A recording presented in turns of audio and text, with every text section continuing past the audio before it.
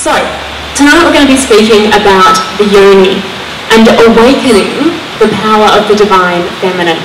Does anyone here know what the Yoni is or has heard of the word before? Don't be afraid to put your hand up. Okay, only a couple. That's cool, because you're going to learn all about it very shortly.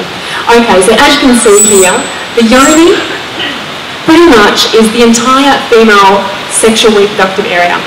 So from the vulva right up until the ovary. A little quote from one of my favourite writers, Dr. Christian Northrup, is a fabulous woman. She actually combines spirituality and sexuality with a really firm understanding of the medical side of things. So what you're going to learn tonight is that this isn't just about biology, this isn't just about physiology, this is about your entire being, your soul and spirit. So the female body was designed by our Creator to be a source of pleasure, fertility, movement, strength and well-being. Our bodies connect with us, with the moon, the tides and the seasons, and we're meant to flourish. I'm going to take you back to high school.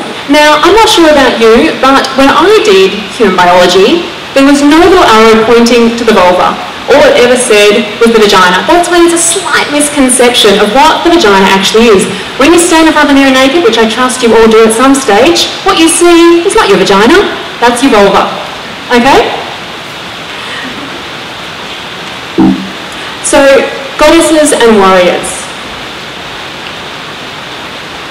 Goddesses and warriors have always inspired me. There was something about them, and I couldn't understand why I was so drawn to Wonder Woman. I was so drawn to Isis, the most amazing goddess and queen of Egypt.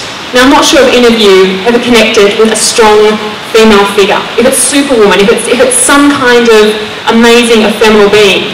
Perhaps the reason why, and I discovered the reason why, is actually because these women are entirely in their power. They are channeling their Yoni. Another word for this power is our Shakti. Has anyone ever heard of Shakti? Yes? A couple of nods. Okay, that's positive. So our Shakti is the life force. This is the energy that we want to learn to reawaken, because the thing is, we know it.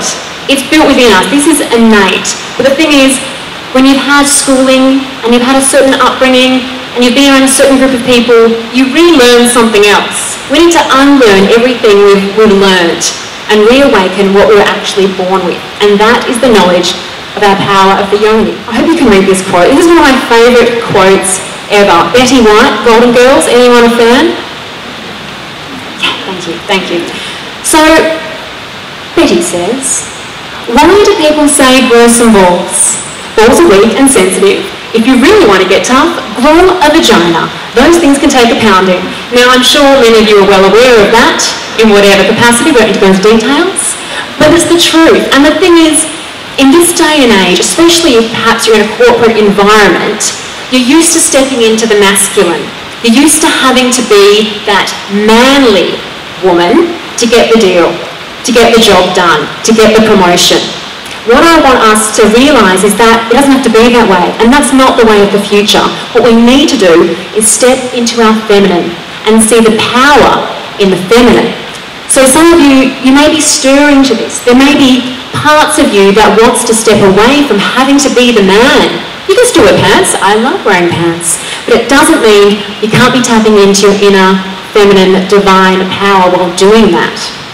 So once you sense this, I trust you do start to do active steps to following that, to stepping back from feeling you have to be manly, to being more womanly. And you can still shake that hand very firm, but you can stand there proud as being a woman, a confident woman. Food for thought. Just in case you didn't figure it out, I'm a feminist. Everyone's silent. It's okay, it's not a dirty word. I learned this when I picked up a copy of Fire with Fire in my early 20s, and before I even got to read a page, I flipped open and just saw the jacket. And on the jacket, it had written, "Why has feminism become a dirty word even among women?" It's like it's become the dirty F word. Does anyone completely disconnect from feminism, doesn't feel it's right for them? Are you brave enough to raise your hand? No? You can just wink at me, I'll see you. No response. Okay. This really struck a chord with me. There was something about female empowerment that I wanted to explore more, especially because I was modelling internationally. I came home after modelling internationally and I got very sick. I had a cyst on my ovary which ruptured and left me in hospital. My heart stopped 5 times. I flatlined. And this wasn't because it was sex, drugs and rock and roll. That wasn't my chosen path. Actually, I ate very well, strict diet. I worked out extremely hard, but I was pushing myself. I was neglecting my feminine nature to rest when I had my period. To rest after I'd done a 10-hour photo shoot instead of going to the gym. I was neglecting connecting with myself, connecting with my soul sisters, because I didn't live in a model house with other women. I lived on my own in an apartment, completely cut off from all these elements, which I believe contributed to this cyst that I had growing, which eventually led me to hospital. And it was getting out of hospital after my heart decided to kick back in, on its own, mind you, because I was so healthy from doing all that running and weights. Then I realised I needed to rediscover and re-tap in to my power that I'd neglected for so long. My relationship had ended, I was learning to walk again, I was learning to drive again. Or while I had a degree, I couldn't actually work. I was homebound, didn't know what to do with myself. There was no way I could walk down a catwalk, I could barely walk from my bed to the toilet. So what I did was call my auntie actually in England, who I was extremely inspired by. She was a woman who did things that women didn't do. She stood up for herself. She did amazing things like get an education at university, things that weren't done 20, 30 years ago. And she told me, Elise, why don't you write a book and channel all of this? Channel all this that's been stuck within you right down here. And so I did. I wrote a book. It's been 8 years since I started writing that book. That book is now with publishing houses, which I'm trusting is going to come out shortly so I can share it with you. But in that book is so much feminism. And when I say that, I'm talking about feminine strength, feminine power, because I learnt that that's integral and imperative when you are a woman. I also took myself back to university and got my master's. And I intended on doing a master's in communications because I actually was a journalist. I thought that's what I'm going to do. I might even get a PhD in it. And then when I finished Fire with Fire, my amazing mother brought me The Beauty Myth. And it seemed Naomi Wolf, this incredible woman who, if you have not read her work, I urge you to buy one book of hers or at least go on her website or find her on YouTube. She's very powerful. But I read The Beauty Myth and I realised I'm not going to do my Master's in Communications. I'm going to do a Master's in Communications, Cultural Politics and Women's Studies. So for a year and a half, I dove into a whole pile of vaginas. I read every single woman you can think of, from Germaine Greer to Naomi Wolf, Angela Lumby, so many different women, powerful women, who were powerful because they tapped in to their creative powerhouse. They weren't saying anything about hating men. This isn't what it's about. I love men. There's a couple of men here that I love tonight very deeply, actually. What I'm talking about is finding that equilibrium and understanding that we actually have masculine and feminine within us. Feminism isn't male or female, it's feminine and masculine. The entire left side of your body is your feminine side. The entire right side of your body is your masculine side. Be aware of that. So what I'm saying is learn to balance the two because we have that duality within us. And that's what we want to learn to balance, that we can be our most creative and our most powerful. Do not push the men away, whether you want them or not. I'm not going into that, but I meant the masculinity of it. Embrace that. We have masculinity in us, but what I don't want you to do is push the feminine aside and allow the masculinity to take over. So, after hospital, after writing the book, I was partway through my master's and I was doing another foreign correspondence stint. I was in Serbia, actually, at this time, in Belgrade. And this moment came back to me this year. I was actually in Serbia on my 24th birthday back in 2008. And why this became pivotal, is because at the beginning of this year, I studied, have you ever heard of Caroline Meese? Yeah? Amazing, powerful woman. Get onto her work as well. I studied the science of medical intuition, which is understanding how the body works, pretty much scanning the body without x-rays, learning to sense energetically, learning about the chakras. Do you understand the chakras from our root chakra all the way up to our crown chakra? I was learning all about that. And what I was learning to do is read the chakras and then be powerful enough to give myself pretty much like a hypnosis and go back in time and take myself back to unblock what would be down here in this chakra. So with Caroline's guided meditation of sorts, I took myself back all the way down, deep into the dark roots of my soul, which ended up being my second chakra, into my uterus. And for some reason, I found myself back on this street of Belgrade on my 24th birthday back in 2008, and I was walking along the street with my boyfriend at the time. It was amazing. I was very excited. I was dressed up in my sexy dress. I was going to a cocktail party that his friends were throwing for me. I really thought it couldn't be better. We'd been separated, we're back together again. I was working here. This is brilliant. This is where I'm meant to be. I'm meant to live in Serbia and have this amazing life as a foreign correspondent journalist. And then he turned to me, and for some reason he's like, I think I'm going to study medicine. He was a banker for the record, so this was kind of out of the blue. And he followed that with, I'd fix your vagina. And bear in mind that, yes, my soul is in Belgrade, but I'm actually sitting here doing this regression, okay? I'm doing Caroline's regression. I'm back here. And all of a sudden, these tears started welling up in my eyes. And this heat from my vulva through my vagina all the way up to my heart was going through my body.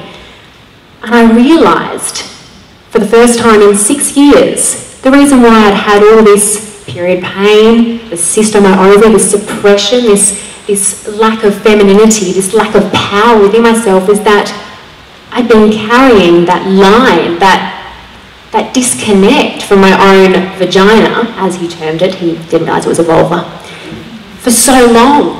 That one line had that power over me. Now, I'd like to think I'm a very powerful woman, and I thought back then I was a bloody powerful woman, the things I was doing, flying around the world, doing this brilliant stuff, but not for myself, not inside. And for the first time, I realised that this man that I loved with all my heart, that I trusted implicitly, that I just thought was a God who I was going to spend the rest of my life with, everything cut. And everything cut, just like my power cut. And I was like an empty shell of me.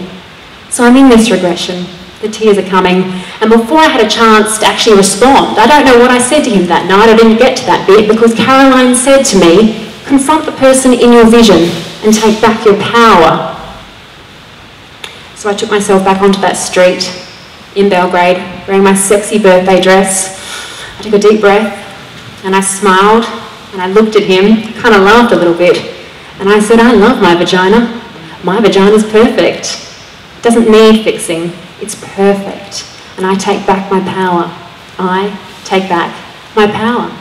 And I smiled and I turned away and I walked and I came back. I was in my centre. I was with Caroline. We were finishing the regression. And while I had those pools of tears in my eyes, it wasn't sadness. It was like this amazing release. I realised for 6 years, a man who's still on the other side of the world was still taking my power. The reason why after we broke up for 4 years, I didn't want to be with another man intimately. I didn't want to look at myself naked. I didn't want to love myself and give myself that kind of pleasure because there was no love there. I could give my clients love. I can tell you all about how you can help yourself and how I can help you, but could I help me? No, that wasn't going to happen. But now it can, and now it does. And now I'm in a completely different phase. I've tapped into that power and I've realised what's been suppressed for so long. I'm painting again. I'm writing again. I'm writing my second book about the Yoni. My coaching has gone from here to here, and my clients benefit from that. My relationship with my new man is phenomenal. And I know how amazing it is to forget about giving your power away to someone else in any capacity. The only thing I wanted to say, just so you understand about the power of the Yoni, is that also in the Yoni is the second chakra, as I mentioned, and what's actually down here in its simplest terms is sex, money, and power. Receiving, giving, creating in every capacity. So it's a very, very powerful little place. Just be aware of that. So, as I mentioned, it was my birthday that night. And I realised now, thanks to Caroline, that actually was the most amazing birthday gift he gave to me. I just didn't unwrap it for 6 years. Don't do that. Unwrap this straight away. But now, I also understood that if I loved my yoni, my vagina back then, if I loved myself, if I loved, you know, my being and understood divine feminine, his words would have had zero impact on my mind, on my body, on my spirit, on my soul. It would have just like washed over me like water. He could have said anything. He could have said, let's go cut the cake. It wouldn't have mattered, because I would have been standing there strong and confident in my own divine power. Now, one interesting thing that I have since learned after doing a bit of my journalism research is that the Barbie is quite popular, and I'm not talking about in the backyard.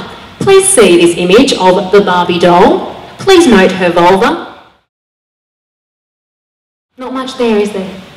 Now, this is known as the nice and tidy look, okay? It's healed to a neat crease. Now, Brad Boxall was the former editor of Picture magazine. Picture magazine is a soft porn magazine. It's not one in the little plastic cover. You can pick it up and have a flick through.